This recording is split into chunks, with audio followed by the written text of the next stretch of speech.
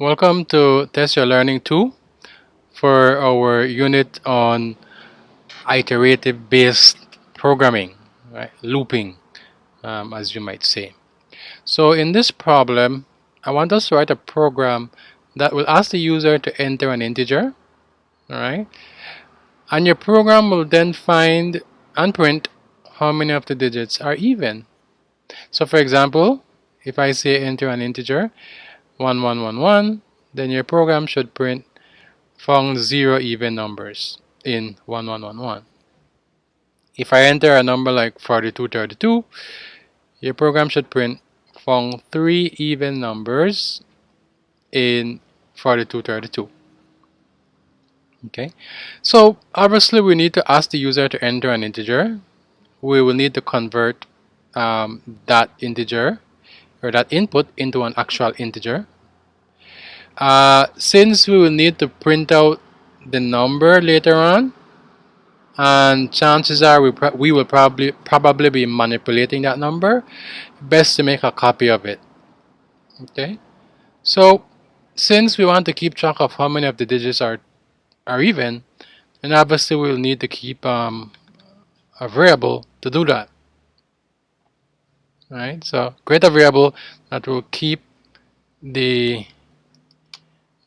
track of the number of even digits. Alright, so once we have that, now we can actually look at how we will process those digits. And similar to the last test you're learning, if we have digits and we want to process them, then we can simply use a while loop. And we can use the same pattern where we can traverse, we can strip off, and we can make smaller using modulus and integer division respectively. Right? So we will iterate over the number. We will get the last digit, right? But what must we do? After we get the last digit, we will check if it is an even digit. Alright, and if it is even, then we will add it to our total. If not, we'll just leave it, remove it. Alright, so I shouldn't have said leave it. We will not add it to total. So if it's not even, we won't add it to total. But in any case, if it's even or odd, we will remove it,